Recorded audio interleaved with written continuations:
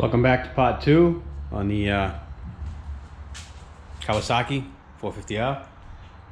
Where we left off was we pulled the top end, took all the plastics off. We determined that the crank is bad. The piston seemed to have some excessive slop in it. The cylinder looks good. The head is perfect. Just needs to get a little bit of carbon out of it.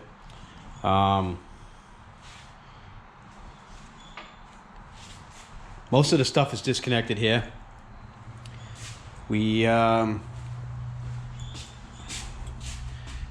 piston, if you remember from the first video, we got some galling here on the wrist pin.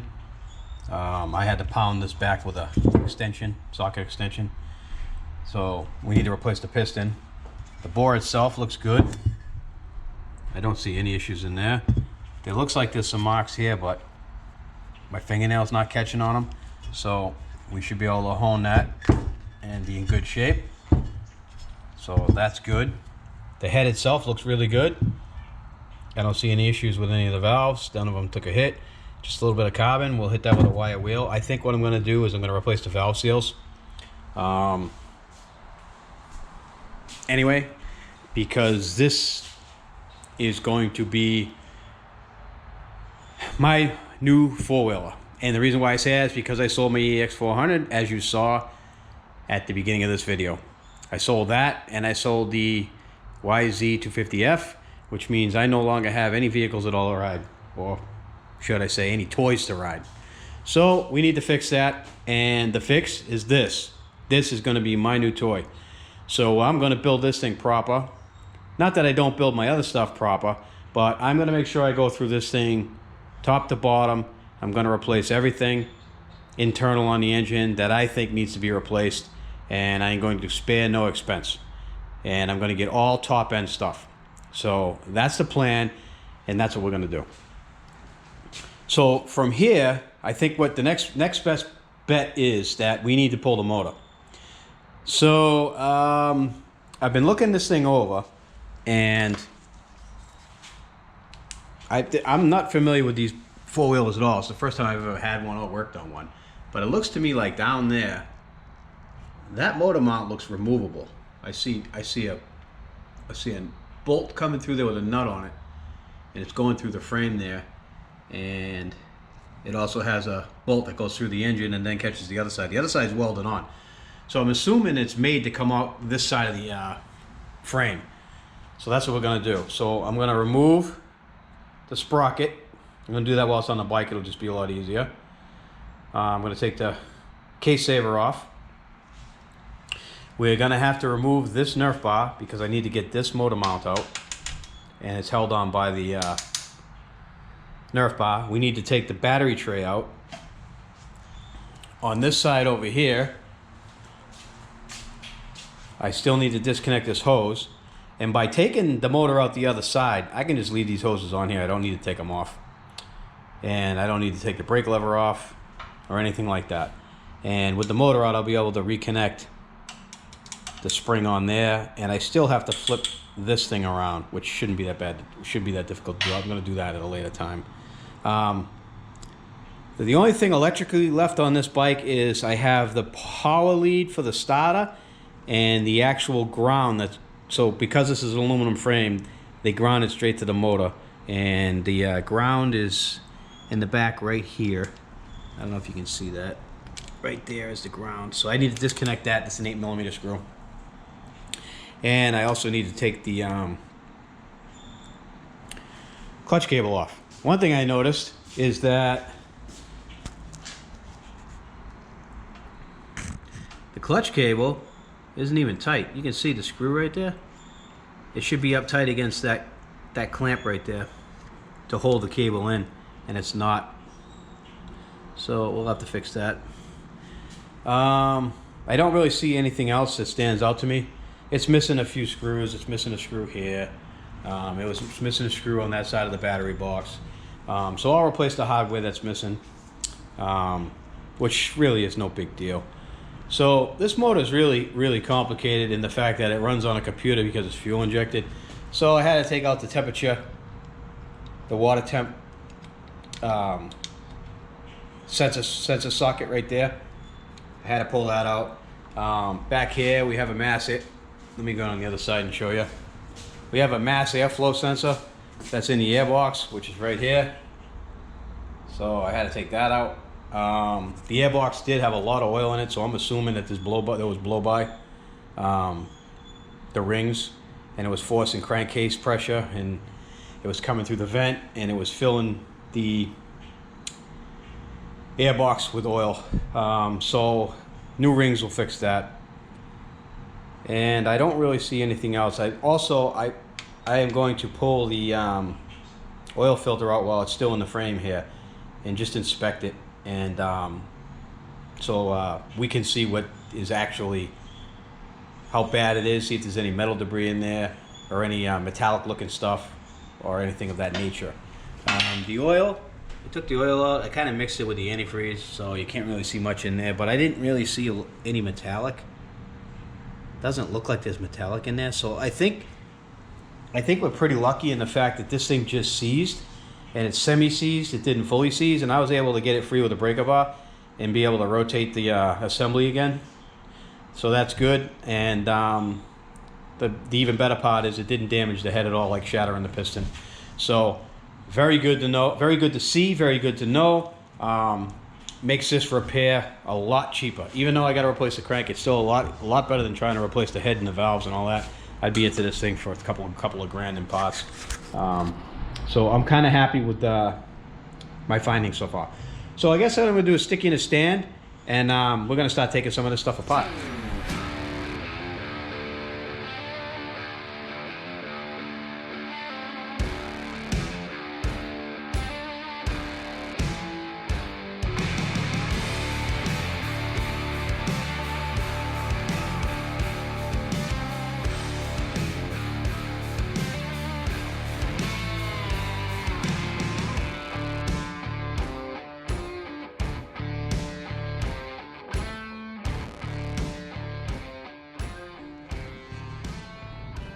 The sprocket looks pretty good.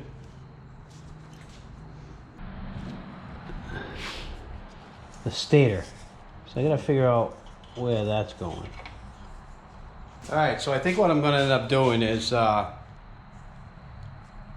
wire is all snaked through everything, and there's a couple of connections up top in that big mess. And in this big mess of wires right here, this is where the connections are. They're underneath here.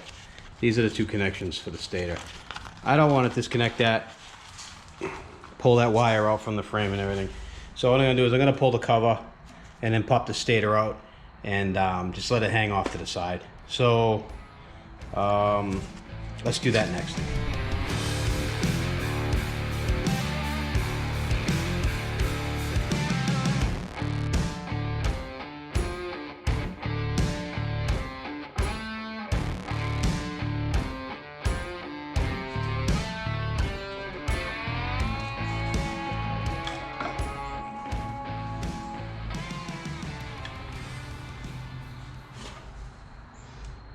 Stator looks pretty good.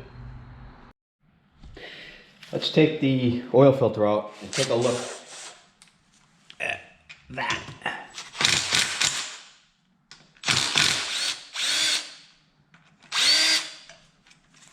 This hasn't been changed in quite a while.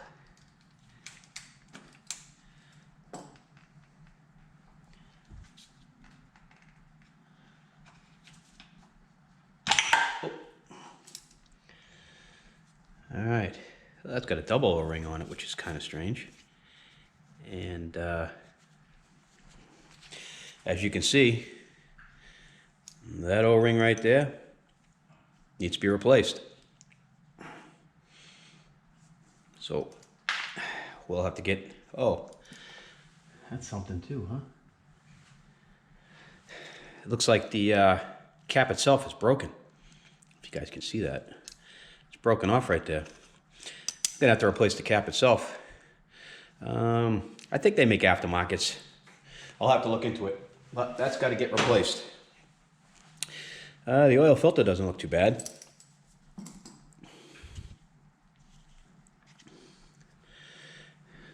and I don't really see, I don't see any metallic in that.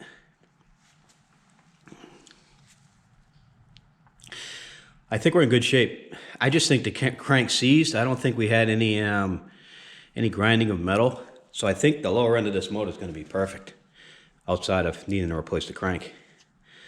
All good signs. All right, we're going to take some of these engine bolts out now. I'm going to take that front bolt out, and I'm going to use the big boy. I don't want to take a chance of stripping or anything. And the big boy always does its job. All right, that's loose. Let's take that engine bolt out. I don't know if you guys noticed, but I like to put the nuts and bolts back where they came from. And let me show you real quick. You can see I put them all back. And the reason why I do that is because, well, two reasons. One, I'm getting old and I forget shit. And two, it saves me time from digging through boxes looking for the right nut and bolt for the place where it's got to go, and maybe putting the wrong bolt in the spot and then have to go back and swap it out with another one later. This eliminates all that and just makes reassembly a lot faster. You guys don't have to do it, but it's something I do. I'm going to remove the rear brake.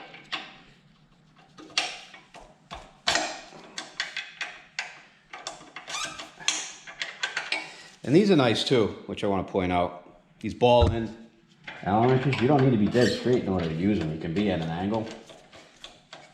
So if you ever buy a set of wrenches, Allen wrenches, I would splurge and get the ball end because they make life so much easier. Alright, that's out. Let's just get that out of the way. And we're going to take the swing arm bolt out. First, what I'm going to do is I'm going to support the undercarriage here with a jack to take the weight off the rear swing arm so this thing doesn't drop when I pull that out. This is how I support the lower end of a ATV when I'm going to take the motor out so the swing arm doesn't drop. So I have these quick jacks, as you guys can see, and I have this painted staging table type kind of deal that I got at Home Depot. It's made out of aluminum, legs fold down. You can stand on it and cut along a ceiling, whatever. Anyway, it fits perfectly across my jacks, my lift jacks, and then I put a small hydraulic jack underneath on top. It's not holding a lot of weight, just enough to take the weight off the suspension so that I can take that swing arm out. I just find this to be the easiest way. Yeah, let's spin this guy out. This side is a 22 millimeter. The opposite side is, I don't know if you can see that, a 19 millimeter. So let's spin that baby out.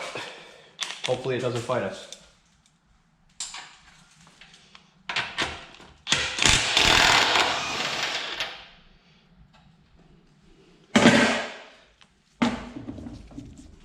Came right off. And that's the beauty of having an impact gun. Let me grab my magnet here, see if I can get that washer out.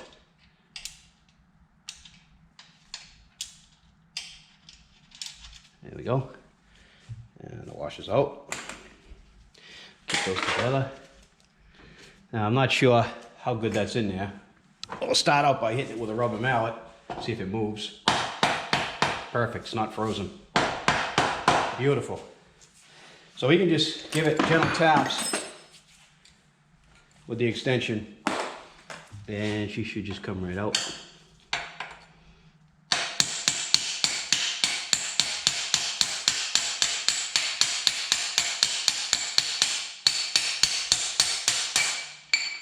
There we go.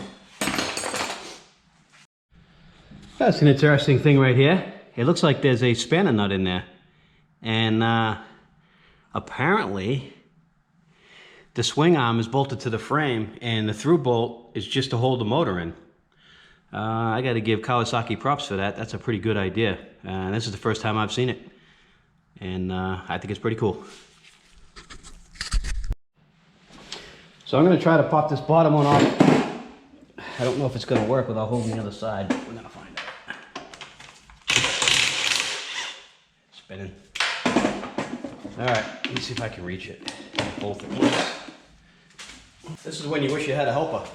All right, I think we got it.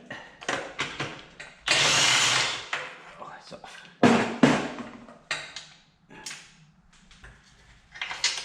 There's the other engine bolt. Again, I put things back on so I don't lose them. And I'm pretty sure the engine's free now. All right, so down in there is where we have to take that out. Give a little light on it. I gotta take those two bolts out under there. Because this motor mount's removable, but it seems to have a pretty good bite on that, so I'm gonna remove it. So I had to pull the Nerf bar off the side. I couldn't get that bracket out because it was attached to the Nerf bar. And anyways, I had to take it out anyways because, like I said earlier, I need to flip the peg. So let's see if we can't get this motor out of here now. Let's see if she's freed up. I put a block of wood under the front so we can clear the motor mount here. And I think I'm actually going to take that motor mount out now that I have some room to work. Let me do that now. Motor mount's out. Let's see if we can't pull that motor now.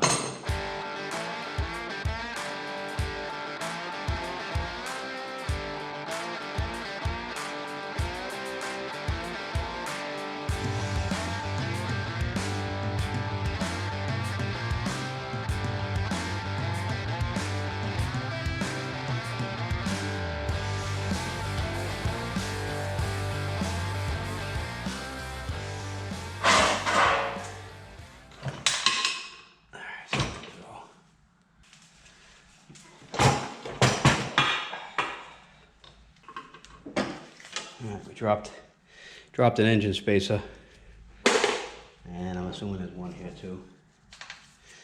Yep, we'll clean all that stuff up.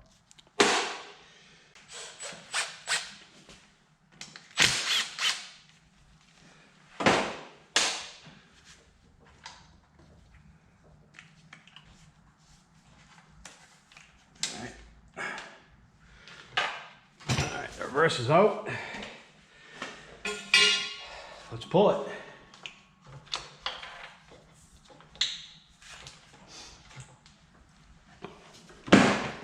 Let me clean up a little bit and then we'll pull that out of there.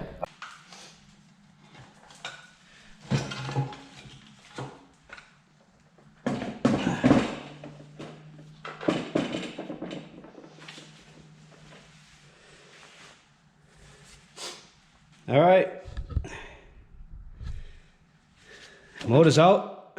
Let's get it to the bench. All right, guys. As you can see, the motor is out. The stator is still hanging here. I didn't unhook that. That's your reverse wire lever. Swing arm's still in. I didn't take that off. Some people, I had to look up online because I didn't know if there was a bushing that went through, that maybe this went all the way through. I looked it up online, and some people take the swing arm out to pull the motor. Other people said you don't have to, but it's more difficult. Anyway, it was difficult, but I got the motor out. Let's walk around the other side, take a look. Swing arm's holding this side on. There's a bushing locking the other side on, but we'll get it back in. I got a lot of cleaning to do. This thing is an absolute mess, and I think that's going to be a little bit later on, but first we need to rebuild the motor. Let's take a walk over to the bench and take a look at that engine. All right, the engine's on the bench. Let's take a look at it. See what we assess any further parts that we need to buy for this motor. And a little bit of a stick right here. I'm going to be completely honest. I have never taken one of these apart, and I'm not sure what's, you know, how much different this Kawasaki 450R engine is from a Honda or a Yamaha, but we're going to find out together. And I am going to try to not use the service manual that I have. I ended up downloading one online. I'm going to try to only use a service manual for torque specs and engine specs, just to check and make sure everything's all right. As far as assembly goes and disassembly, I want to try to do it just from my personal skill set, because I kind of enjoy doing that, figuring things out for the first time. It's kind of one of the reasons why I do what I do. So with that being said, let's take a look and see if we can spot anything that's really bad with this engine other than what we already know. And from what I'm seeing right now, I want to show you guys the crank. You can really see it now. Look at, I'm pushing on the crank, right? And it's moving the whole rotating assembly. So that bearing is pretty much toast down there. So we need a crank. So I'm going to order a crank. I'm going to order crank bearings too, because I'm going to replace those while we're at it. I'm also going to replace this timing chain. I am also going to buy a new piston ring and wrist pin, and all that stuff. So at this point, what I'm going to do is, oh, one other thing. I actually can't go any further with this engine right now, but I definitely have enough content for video 2, so I'm going to stop here. But one of the reasons why I can't go any further is because they don't have the flywheel puller for this. I think this is a 28 millimeter, 28 by 1 millimeter, and it's the one I don't have. Imagine that. I have every other one but that. So I had to order that. So I'm waiting for that to come in the mail, so I'm not even going to bother taking a nut off because I can't get the flywheel off yet anyway. That's on order. I ordered a complete engine gasket set, first of all. So I think what we're going to do next is, in video 2, we are going to rebuild the head. I'm going to do valve seals, I'm going to lap the valves in, and I'm going to reassemble it. And that'll probably be video 3. And if you guys want to see that, make sure you hit the subscribe button. And feel free to leave comments if you guys see something I missed, or anything you think I should be aware of when I pull this engine apart. Let me know. I'd be interested to hear what you guys have to say. So at this point, I'm going to sign off for video 2. And I want to thank you guys for watching. I want to thank everybody who's been subscribing to the channel or is already subscribed. Thanks for watching. I'll see you guys in video 3.